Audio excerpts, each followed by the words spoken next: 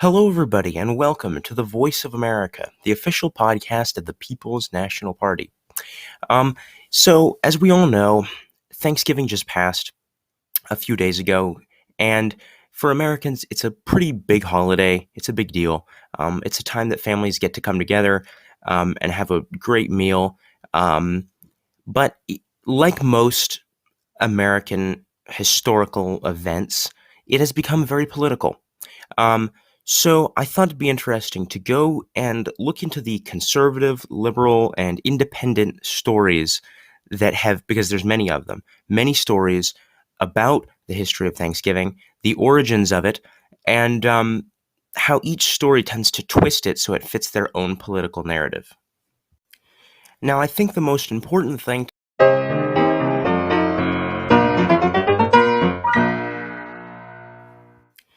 Now, I think the most important thing to just understand and acknowledge, no matter what side you're on, is that no matter how the first Thanksgiving, supposedly in the 1600s between the Pilgrims and the Indians, went, afterwards there was a lot of chaos and conflict and confusion between the natives and the settlers.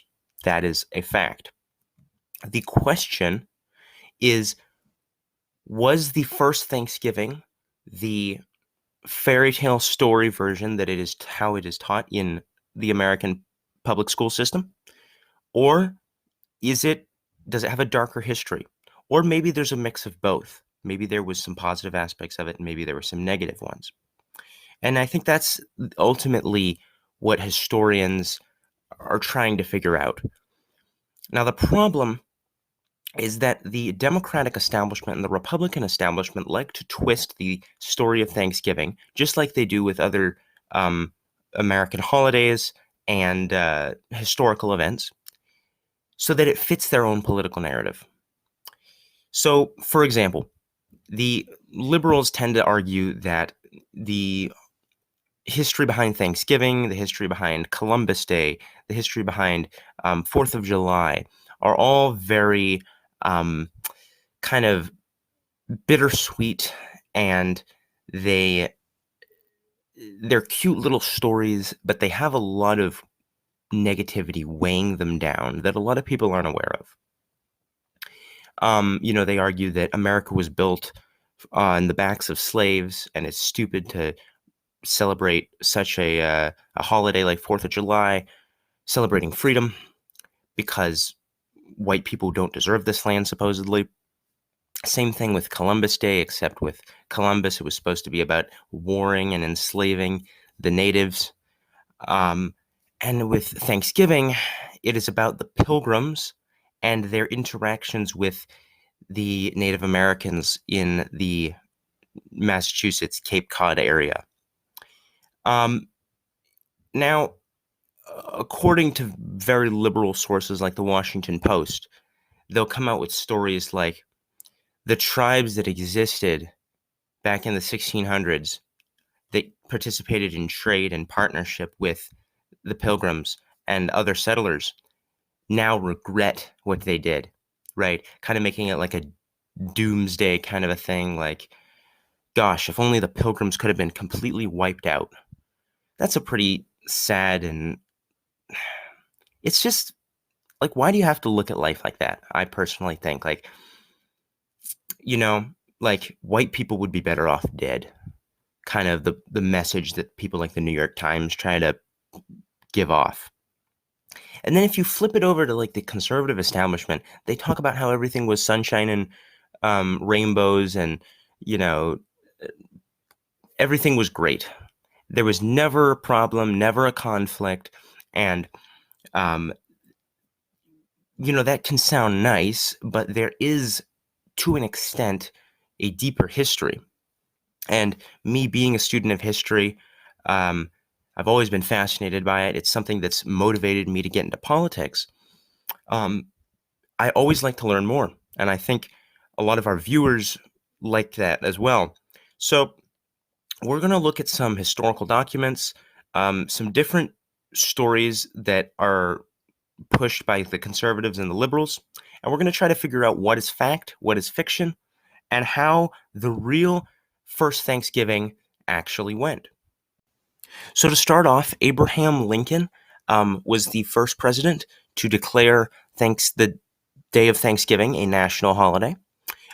George Washington did technically declare a day of Thanksgiving back when he was president, but it wasn't a federal holiday, um, and it wasn't something that was a big deal, and it obviously did not was not anywhere near what it turned into as of today, with the turkey and the football and the Macy's Thanksgiving Day Parade. You know, that all that stuff came a lot later, after Washington, after Lincoln, and it's turned the holiday into the the great day of eating and fun and excitement and holiday spirit that a lot of people really enjoy. Now, as for the actual history of the original uh, Thanksgiving in the 1600s, um, basically the story that is told, the most mainstream story, is that um, the Pilgrims were wiped out. Well, about half of the original Mayflower was wiped out by the time they got there, um, and there was very few of them left. Especially most of them, of the few that did survive, were not able to make it through the winter. There was about 40 to 50 people, um, 40 to 50 pilgrims, by the time that they started interacting with the Indians. And basically, the story goes that Squanto was this former slave who was shipped off to Europe, and he spent a lot of time in Spain and England, and he learned English, and he was able to communicate with the settlers, and he was able to help them interact with other tribes in the region, so that they could trade, so that they could learn how to hunt and fish and grow vegetables and crops, so that they could prosper. Um, and after the first harvest, basically, there was this several days where they all were able to drink and eat and play games and have a good time together, the settlers and the Indians. Um, that is the main story. That is the story that is taught in the public school system generally. And it is also the story that the conservative establishment likes to push. This very happy ending story. And they do acknowledge the fact that there was conflict later on, but they said, as for the original pilgrims, as for the original people who were in a position where they had absolutely nothing, just the story of two different people of two different races and two different backgrounds and cultures and experiences coming together to help each other, that's the story that they're trying to celebrate. Well, the left likes to talk about the bad things that happen before and after, because there is more to this story than meets the eye. So basically, um, before the Pilgrims arrived, many decades before the Pilgrims arrived, there were several diseases like smallpox that came in and wiped out the vast majority of natives in the Massachusetts Bay Area. And Massasoit, the leader of the tribe that originally were the original ones to interact with the Pilgrims, he understood that the more white people that came, the less of a chance his people were going to have to survive because of these diseases that were coming. So he was obviously hesitant originally to trade and to create a relationship with these settlers. But many tribal members, including Squanto, who had been brought in by Massasoit after Squanto's tribe had been taken out by disease, they all kind of encouraged him to participate in this friendship kind of thing, if you will, and to help them out, which was nice. Um, After the Pilgrims, the generations that followed that original Thanksgiving, those were the people who really had a beef with the natives. along with other tribes. There were conflicts going on when the Pilgrims did arrive in Plymouth. Um, but they were in other parts of Massachusetts, other parts of the eastern coast, and Massasoit understood that kind of that stuff was happening, but he had a good feeling about these specific pilgrims. And that's what the conservative establishment likes to push as well, that the pilgrims were a different kind of people. They were a different kind of Christian. They were a different kind of European. They were just simple people fleeing persecution in Europe and from Europe. Um, and thus they were victims of their society, which is why they were able to um, have good relations with victims of North America's society, which was supposedly the Native Americans. Now, as for the question, did the Pilgrims actually have a feast with the natives? Because this is a huge, huge misconception that a lot of liberals like to push. And that is that not only did the Pilgrims not have the supposed first Thanksgiving with the natives who helped them, but they also were beating and torturing and enslaving these natives and forcing them to actually serve the food instead of eat the food and enjoy the food with them. You know, a very typical white dominant master story. However, that is factually untrue. 90 Indians from Massasoit's tribe did come with 5 freshly killed deer to as a gift for the pilgrims, welcoming them to a 5-day feast where, yes, they did eat and drink and play games and create connections that would not have been achievable if there was not some sort of event or festival to bring these two types of people together. So, yes, men, women, and children, that's another thing. The left likes to say that only men were allowed to eat at that feast. White men, only white men, the pilgrims. That is also factually untrue. Everybody was able to have plentiful food. Something that a lot of people get disappointed by is that there were no turkeys at the original Thanksgiving, but that's okay. There was corn and different types of vegetables, along with the deer that were served. So, again, as I said in the beginning, it was kind of a mix of both the positive and the negative aspects that are pushed by both sides. Yes, there's a dark and unfortunate history between white people and Native Americans, but there's also some things we can celebrate, like Thanksgiving. As long as we're educated on the history of this day, or of these several days, I guess. The first Thanksgiving was several days. It's like almost a week. And as long as we're aware of that, then that's great. But I think, honestly, the holiday in itself has stemmed from so much farther from the original meaning. And that's not necessarily a bad thing. And I'll tell you why. Because, yes, it's important to have holidays to represent and remember our history and our people. That's super important. And I think Thanksgiving, that should still be the center of Thanksgiving, is the original meaning of the first Thanksgiving in the 1600s. But just a day to be grateful, to be thankful for the blessings that we all have, the privileges that we all have for living in this great land that we call America. Living under the flag and the Western values and beliefs that have made this nation prosper. Our people's history, celebrating our people's history, all the people that got us to where we are. We take so many things for granted in life. So many things. Sometimes it's as basic as a warm blanket and pillow to sleep with each night, or, larger things like just the fact that we have a roof over our head or food to eat. I mean, there's so many people in this world that don't have that. They weren't able to experience the same things we did.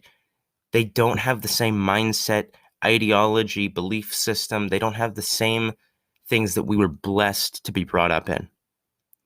And again, I think Americans, since we're so indulged, especially the Generation Z, my generation, we're so indulged that we don't have the mental capacity to step back and realize that our ancestors sacrificed so much for us, and so many people in our lives are making our existence possible without us even knowing it.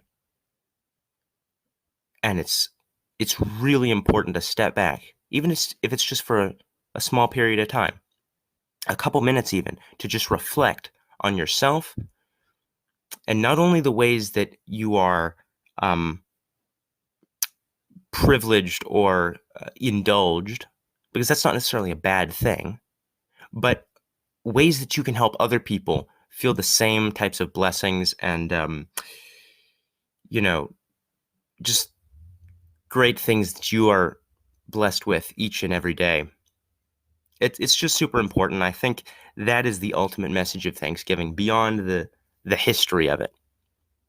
So we can politicize the traditions and the meaning behind the day, but the original uh,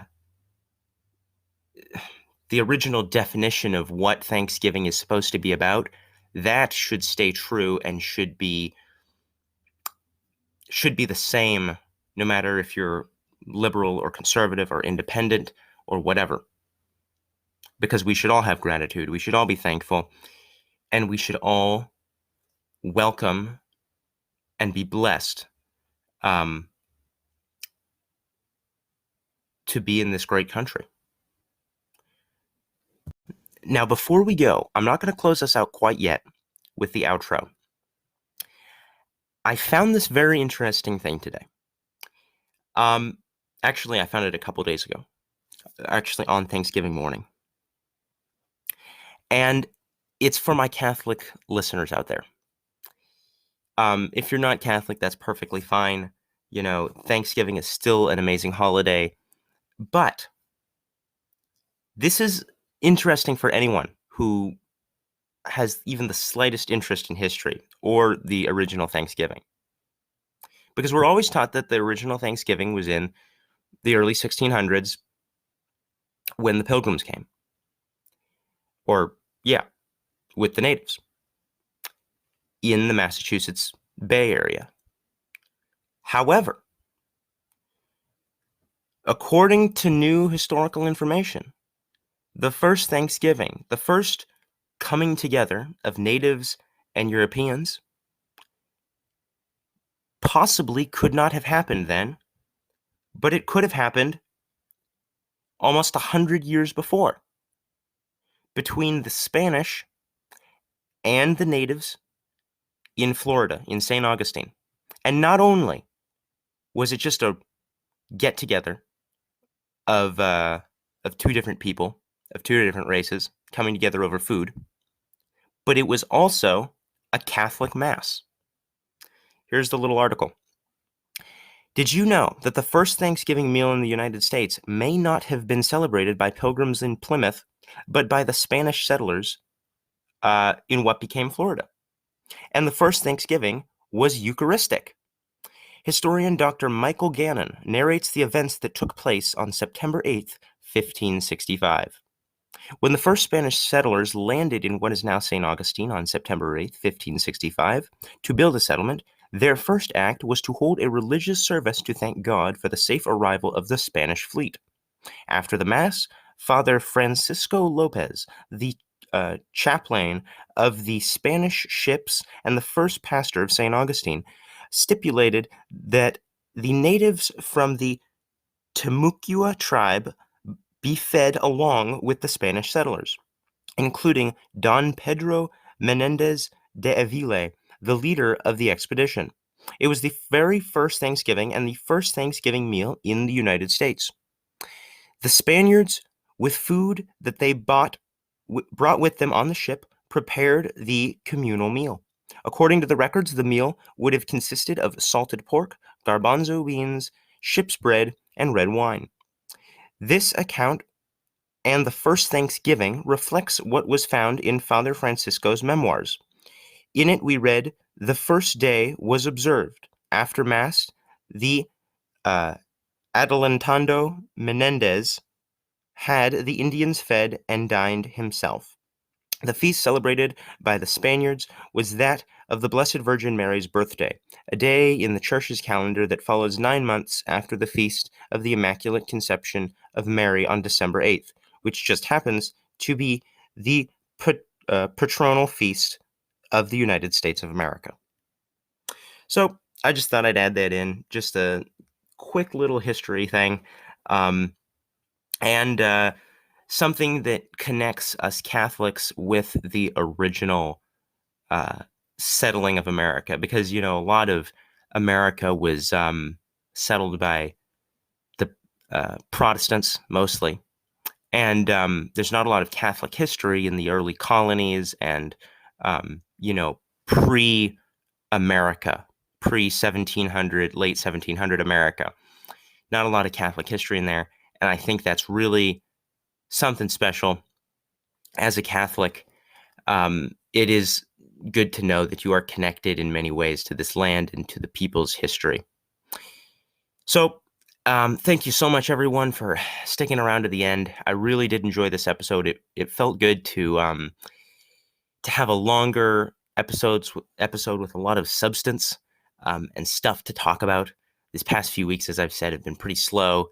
I've also been very busy, and I just really hope that you were able to enjoy this episode as much as I did, and I look forward to speaking with you